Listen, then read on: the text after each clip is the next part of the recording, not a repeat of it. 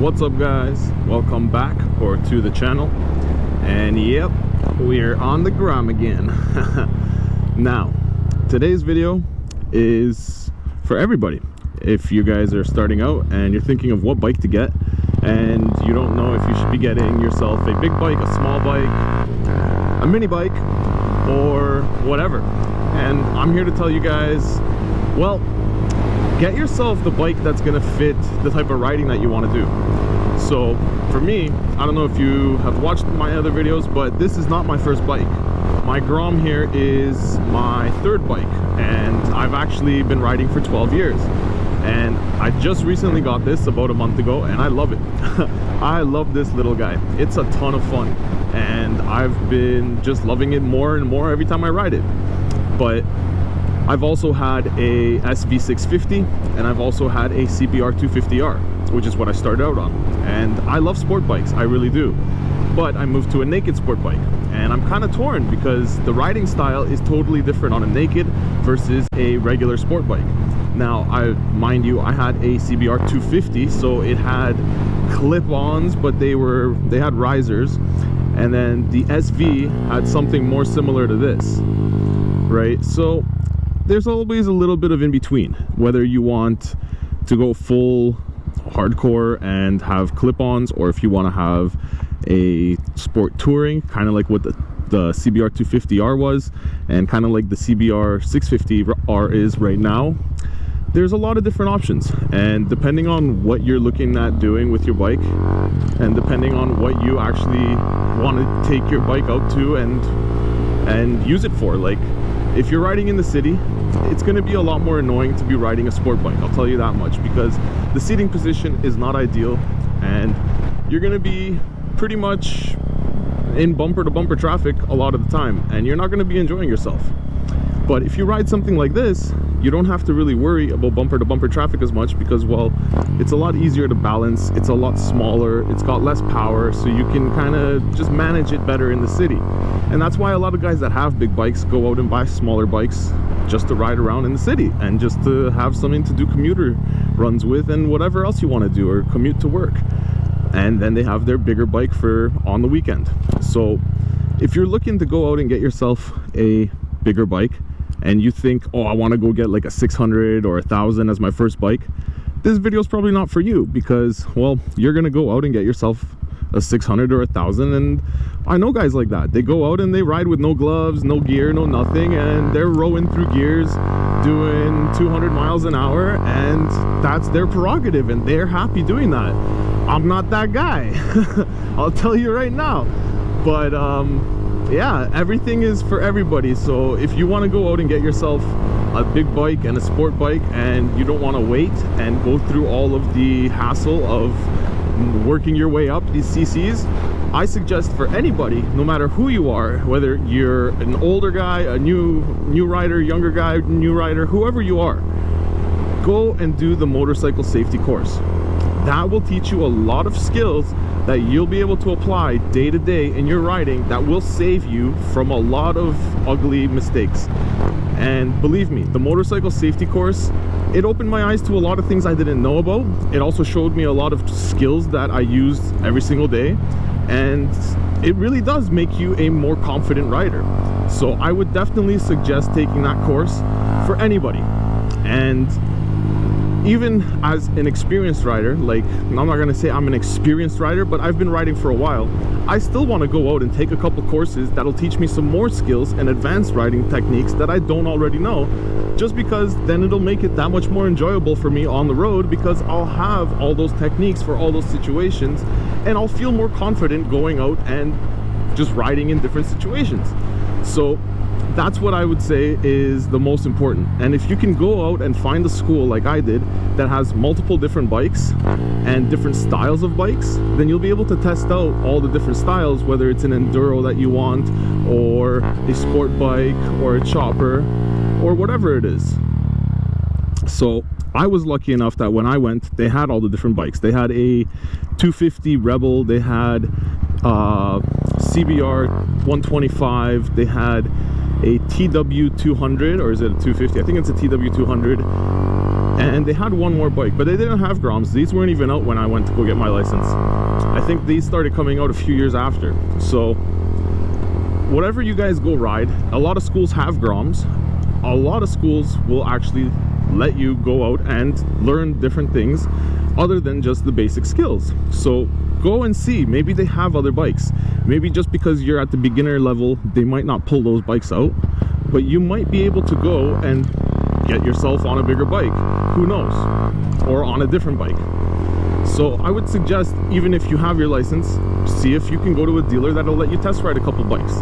Here where I live, they don't have too many demos available for people, so unfortunately I don't get to test ride a lot of things that I want to test ride, but it is what it is. So personally, if you want to start out on a bigger bike, say you're an older guy, you're mature, and you don't want to go and buy yourself a little bike to start out on, I would say as long as you have the self-control, you can start out on a bigger bike. Just make sure you got the self-control that you're not going to be going out and winding out the gears the second you get on the thing and you get your license, because you can get yourself in a lot of trouble. Yeah, bikes are fast and they're nimble and they stop well, but they accelerate really quick, and if you get yourself into a situation where you're not comfortable, you can panic, and that's when shit goes down. So buy the bike that's gonna make you feel confident. So if it's gonna be a smaller engine cc, just so you can learn the basics and learn exactly how to ride and all of the little nuances of riding and all the little techniques that you need to know, I think that's perfect, because then you can work your way up and you kind of respect the power once you get to that level. But some people, they don't care, they want to start big, and I'm not gonna say no, because I know some guys that start big and they're fine on it. I know a guy that had his first bike was a 650. I know a guy that his first bike was an 800, and they're responsible and they knew what they were doing, and they rode those bikes like they were supposed to ride them, and they're still alive and riding to this day, more than a decade after. So it is what it is. Like if you don't trust yourself and you know you're gonna be going out there and trying to see exactly how fast you can get that bike going in 6th gear or 5th gear or whatever, well, maybe get yourself a slower bike so you don't kill yourself. But if people ask me, or people do ask me all the time, is this a good starter bike, or is the Grom a perfect starter bike? I wouldn't say it's the perfect starter bike, because depending on where you want to end up, I think you should start on something similar, or at least on something that'll get you working your way towards that. So if you're a guy who wants to go on long trips on Harleys, well, then don't go out and get yourself a 125 CBR or a Ninja 250 or 300 or something, because that's not going to give you the same riding skills and kind of techniques and maneuvers that you're going to need to learn on a different style bike like a chopper or a cruiser. So definitely make sure that you kind of work your way towards what your end goal is. And I've always wanted a super sport bike, so I started out on a sport bike, but then I decided that I liked naked bikes better. I like the seating position of a more neutral bike, or I like the more neutral seating position of a naked bike, I should say. And to be honest with you guys, this is kind of the same thing. This is a very neutral seating position. You're sitting straight, your arms are almost at a 90 degree, and it's comfy, and I like that. But I would also love to get myself a super sport one day. So we'll see.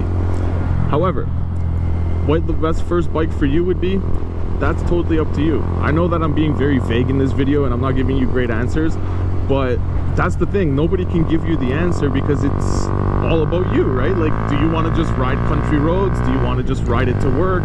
Do you want to go on long excursions and trips and adventures? Or, like, I don't know, maybe you just want to go and weave traffic and split lanes on the highway. Then that's your prerogative, man. Do it, bro.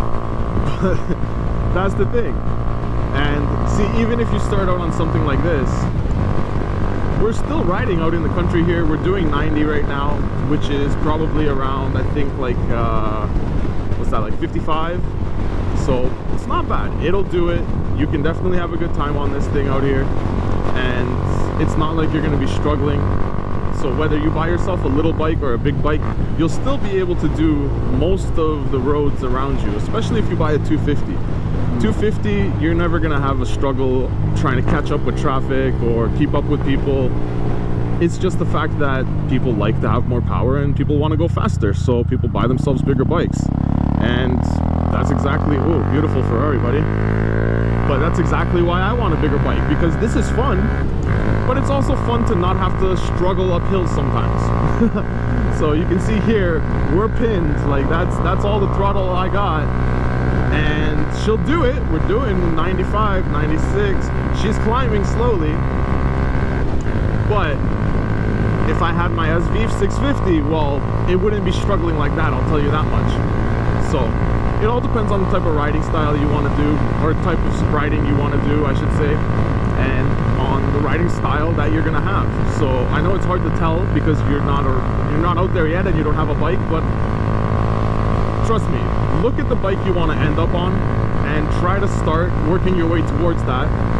I know it's tempting to just go out and buy that big bike, and I'm not going to tell you not to, as long as you can kind of control yourself and you're mature enough that you're not going to go and wind out every gear, then, well, then you should go out and get the bike you want.